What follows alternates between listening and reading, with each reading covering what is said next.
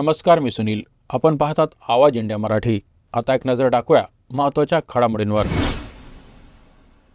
राज्याचे उपमुख्यमंत्री एकनाथ शिंदे यांनी दिल्ली दौऱ्यादरम्यान पंतप्रधान नरेंद्र मोदी यांची भेट घेतली आणि त्या भेटीमुळे अनेक राजकीय वर्तुळात चर्चेला उधाण आलं आहे.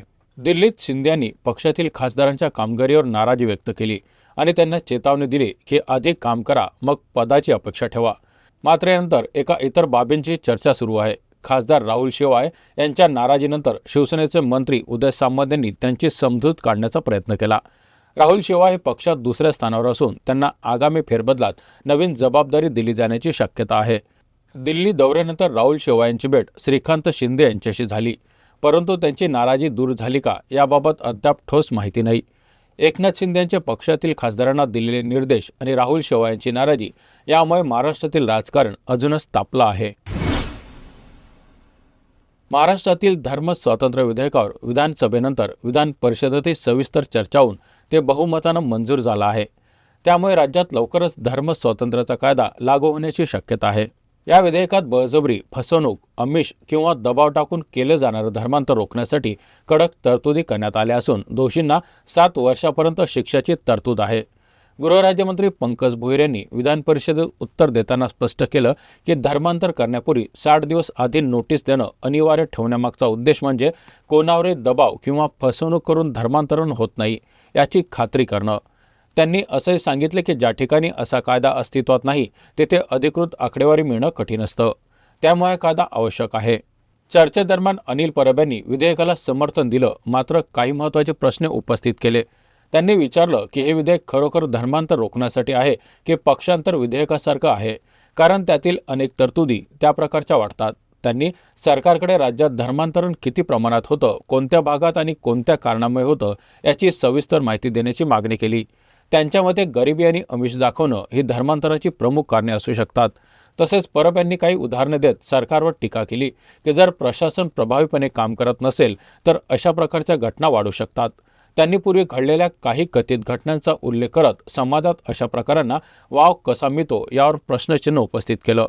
दरम्यान भाजपचे आमदार प्रसाद लाड यांनी धर्मांतरांच्या काही प्रकरणांचा उल्लेख केला होता. त्यावरूनही सभागृहात वाद निर्माण झाला. त्यांच्या काही वक्तव्यावर अनिल परब यांनी टीका करत सवाल उपस्थित केले. एकूणच सरकारचा दावा आहे की हा कायदा बेकायदेशीर धर्मांतर रोखण्यासाठी आणि नागरिकांचं संरक्षण करण्यासाठी आहे.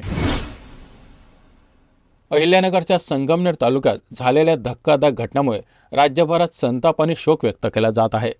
6वीत शिकणाऱ्या एका अल्पवयीन मुलीवर अज्ञात व्यक्तीने ॲसिड हल्ला केला, ज्यामुळे तिच्या उजव्या बाजूच्या डोळ्याला आणि चेहऱ्यावर इतर भागावर मोठ्या प्रमाणात जखमा झाल्या आहेत. घटना वडगाव पानशाळेच्या विद्यार्थिनीच्या घरी जात असतानाची आहे.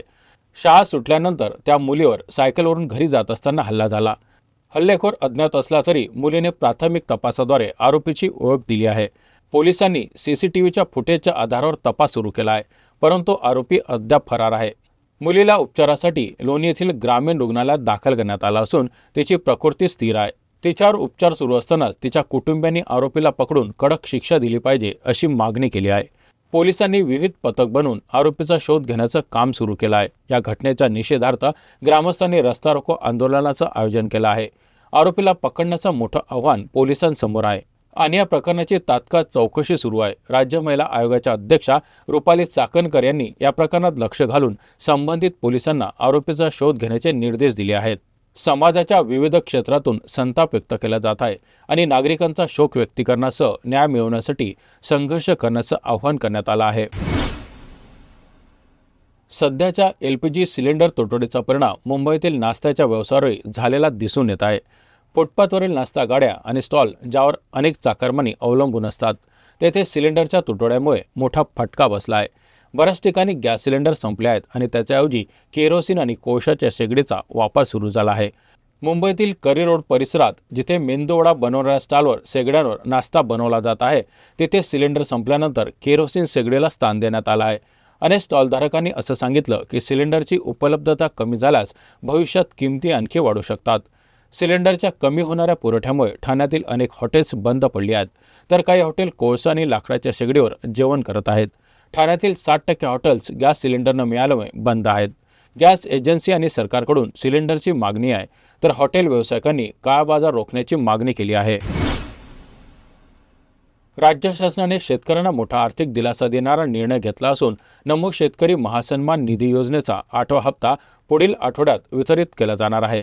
या संदर्भातील शासन निर्णय जारी करण्यात आला असून हप्त्यासाठी 1774 कोटी निधी मंजूर करण्यात आला आहे। प्रत्यक्षात सुमारे 1820 कोटी रक्कम शेतकऱ्यांच्या खात्यात जमा होणार आहे। कृषी मंत्री दत्तात्रय भरणे यांनी दिलेल्या माहितीनुसार राज्यातील सुमारे 9,34,000 पात्र शेतकरी या योजनेचा लाभ घेणार आहेत। मुख्यमंत्री देवेंद्र फडणवीस, उपमुख्यमंत्री एकनाथ शिंदे आणि उपमुख्यमंत्री सुनेत्रा अजित पवार यांनी निधी उपलब्ध करून देण्यासाठी विशेष लक्ष दिलं आहे।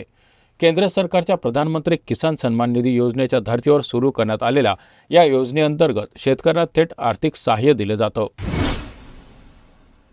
सध्या महाराष्ट्रात आणि भारताच्या काही भागात हवामानात मोठे बदल होत असल्याचं दिसून येत आहे। भारतीय हवामान विभागानं राज्यातील विविध भागांसाठी पावसाचा येलो अलर्ट जारी केला आहे आणि विशेषतः मार्च महिन्यात पावसाची अनपेक्षित उपस्थिती जाणवली आहे। यामुळे शेती पिकांवर मोठे परिणाम होत आहेत आणि काही ठिकाणी गारपीट देखील झाली आहे। विशेषतः महाराष्ट्रातील विदर्भ, मराठवाडा आणि मध्य महाराष्ट्रात पावसाची शक्यता वर्तवली आहे। यवतमाळ, नागपूर, सांगली, सातारा, पुणे, रायगड, सोलापूर, कोल्हापूर आणि इतर जिल्ह्यांमध्ये पावसाचा अलर्ट आहे आणि या ठिकाणी वाऱ्याचा वेग 40 ते 50 किलोमीटर प्रति तास असू शकतो। मेघगर्जना आणि विजांचा कडकडाट देखील दिसून येईल। त्याचप्रमाणे 20 मार्चपर्यंत राज्यात पावसाचा इशारा देण्यात आला आहे। यामुळे विशेष काळजी घेणं आवश्यक आहे। अमेरिकेच्या राष्ट्रीय दहशतवादी विरोधी केंद्राचे प्रमुख जोसेफ केंट यांनी मंगळवारी राजीनामा दिल्याची माहिती आहे। त्यांनी युद्धाच्या विरोधात राजीनामा दिला असून इराणच्या बाबतीत अमेरिकेला कोणताही धोका नाही असं त्यांचं म्हणणं आहे। जोसेफ केंट यांनी यापूर्वी डोनाल्ड ट्रम्प यांना पत्र लिहून युद्धाच्या बाबतीत नाराजी व्यक्त केली होती आणि यास इस्रायलचा दबाव कारणीभूत असल्याचा आरोप केला आहे। त्यांच्या मते इराणने अमेरिकेला धोका दिला नाही आणि या युद्धाच्या सुरुवातीस इस्रायलच्या अमेरिकेवर असलेला प्रभाव महत्त्वपूर्ण होता। युद्धाच्या ताज्या परिस्थितीनुसार पेंटागॉननं सांगितलं की इराणविरुद्ध सुरू असलेल्या संघर्षात आतापर्यंत 200 अमेरिकी सैनिक जखमी झाले आहेत। जो केंट यांचा राजीनामा डोनाल्ड ट्रम्प यांना एक मोठा धक्का मानला जात आहे, कारण केंट यांना ट्रम्प प्रशासनाच्या युद्ध धोरणाबद्दल गडबड आणि निराशा होती। या बातमीपत्रात इथेच थांबत आहोत। पाहत रहा आवाज इंडिया मराठी।